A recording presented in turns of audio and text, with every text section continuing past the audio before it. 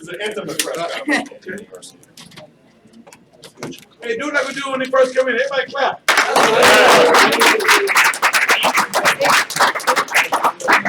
Yeah, we got the Danny inquiring minds want to know, man. What you said when you got Next and prepare yourself to dance with me. So I told you. I'm showing you in my house. What do you got in your face? I got his face. Oh. I did get his face, bro. What did he say back here? He said I ain't a cherry, and I said, yeah, you are. So I picked you next. Danny, can you talk about your performance tonight? Can you talk about your performance tonight? I felt good, man. I haven't been to the gym since January. I mean, I haven't been to the ring since January. So I think it's important for me to go out there and get some good rounds in. Of course, not taking them lightly. I mean, I dropped them in the second round. I could have finished them. The bell rang, graded, and came back and fought a good fight. But I think it was good for me to go in there and get some good rounds and break them down. That's what I did. Can you take us through the knockdown? It was just I called him pulling out. I was in the pocket, he pulled out, and I just timed him over here right, and he just ran right into it. I wish it was a little earlier in the round because I could have finished him, but he was in good shape. The biggest fight. No, I don't think so. Well, I want people to think it is. You know, I want everybody to tune in, and it's going to be the biggest fight of the year. Put it that way. Two young champions in their prime, going head to head. So that's what boxing's all about. And this is what the fans wanted to see. So you got it. What would be the biggest fight in your career before then? Well, now I probably the Thurman fight is the biggest now, like in this time. But probably a Mayweather fight that would probably be the biggest fight in my career. Danny, are you looking for a Mayweather fight in the future? I'm not even looking at that right now. We're about to go party right now. Isn't Floyd Mayweather supposed to be there? Yeah, it's me and Floyd. So Y'all gonna talk about anything? Huh? I asked you before. Y'all gonna talk about anything, or y'all gonna be on two different sides of the club, or what?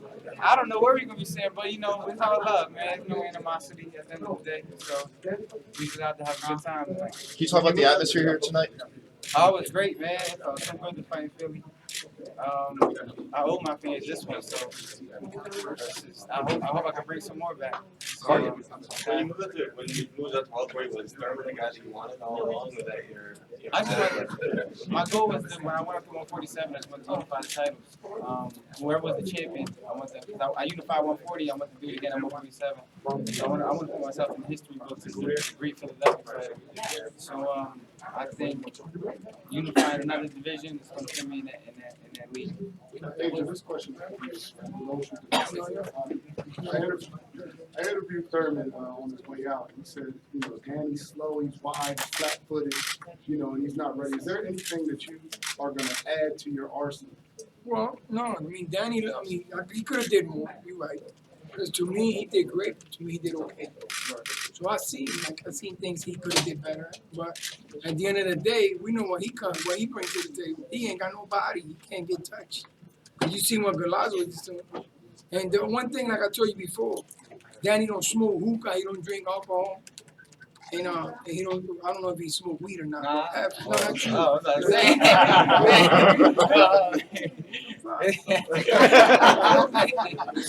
You gotta feed me. I'm gonna shoot you. Go ahead, man. I'm saying this here, boy smoke hookah, that's what I'm told. Go party. We party too, but like I said before, I go out. we don't Danny don't party. You got to party in the club with a bunch of young guys and not drink alcohol. And you gotta have a strong will, and that's what he does. That's why he's the champ. Just because he looked a little slow, that's January. You got to talk about 9 months. Okay, Russ, whatever you want to call it, Russ ring all that. I don't believe it now. I think he could have did better if he would use both his hands. If he would both use his hand, he was using more left. If he would use both hands, he would have been a two-hand fighter tonight. He would have destroyed the young. He did destroy him. He probably would have killed him. We didn't want. Like I told you before, Danny killed somebody in the ring. We retired. So pray to God that Danny don't kill nobody. Just pray that Keith Thurman don't get killed. Danny, You know what I'm saying? Let's pray for that. Now that the fight's over, Was there any distraction? Like, did you have the Thurman fight in your mind at all during training camp or in I can't between lie, rounds of like, this fight? I can't lie, like, there's a couple times I woke up in the morning and I was, I didn't, like, I was just thinking about both fights, like, fighting them the same night, like, that's how, like, I was like, I felt like that adrenaline in me, like, but, nah, man, I had to come here, focused, because you get distracted, you know, I got, you know, Allen Iverson, Meek Mill come out, walk me out to the ring, so I think that was great for Philadelphia, to see all the stars come out and support each other, so I think that was a great look for Philadelphia in the sports scene, or just in general, because, you know, a lot of people say a lot of people in Philadelphia don't stick together, so I think just us showing that, you know, no matter who we are or what we do, we're gonna rock each other. Besides what you said in the ring, what do you have to say to keep Thurman? No, I really have not much to say.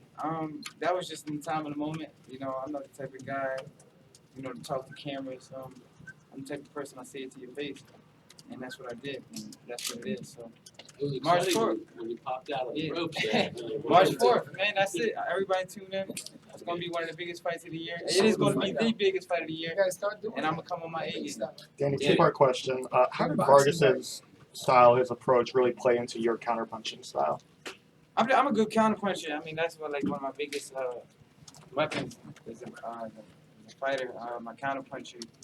But he came with a good game plan. You know, he was using his jab, he was using awkward movement, he was using his legs a little bit. He came with a good plan. You know,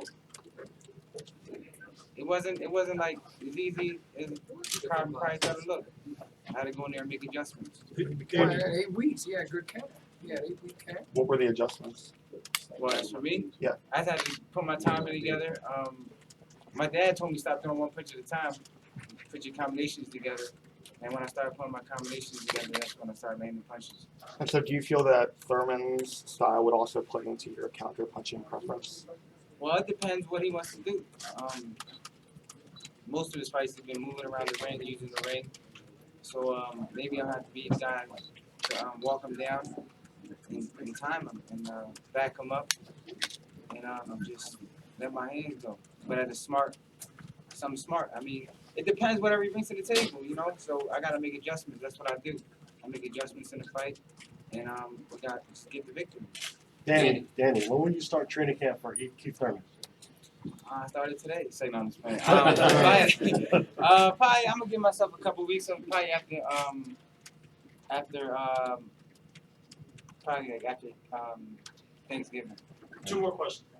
Danny, you don't ever seem to come out of character at all. What is it that Keith is bringing out? I mean, I've just been too quiet, man. I just feel like people overlook me sometimes. I think people overlook me sometimes because I'm quiet. It's like Donald Trump said, it's about change, bro. America's ready again. Everybody's mad in Hollywood. Why people mad all over the country? He ain't do nothing yet. Is Keith something that Keith? They don't cut taxes next year. Nah, he don't bother me. He don't bother me. He's just, I mean, I have to fight. I mean, I can't like him, you know. So we have to fight, you know. And it is what it is. Danny, It's a brutal sport. What about It's a brutal sport. I mean, I can't even worry about him. Like, talking about him is irrelevant, to be honest with you. Last question. He's fighting his fight. I got a big fight coming up. I mean, Down the line, 147, Terrence Crawford. whatever, man. I mean, he ain't nothing like I never fought before, so. But to talk about him is irrelevant, you know what I mean? He's doing his thing over there in HBO. I'm doing my thing over here, making big fights with PBC, Garcia, Thurman, March 4th, and that's all I care about. Everything else, what he wants to do and do things on the internet. Yeah, he want exposure. See, the more we talk about it, the more views he get. So he not living off of us. He ain't got no views. Last question. You got DSG, I said, oh, young What is wrong with you? Big fella. Danny, what's your thoughts about Donald Trump winning the election? That's our last question. That's not a question. I mean, Can we have one other question? Andrew, can we have one other? Can we have one other question? United States, he won. What else can we talk about? We gotta. Why are you gonna wait for that question on this side? I can't. Thank you guys. Have a good night. Well, I only got a few of these guns. Yeah. I got to get one of those guns. Sure, I got you.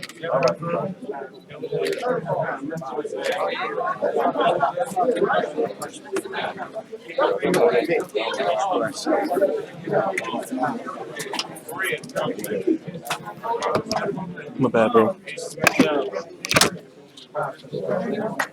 Gucci.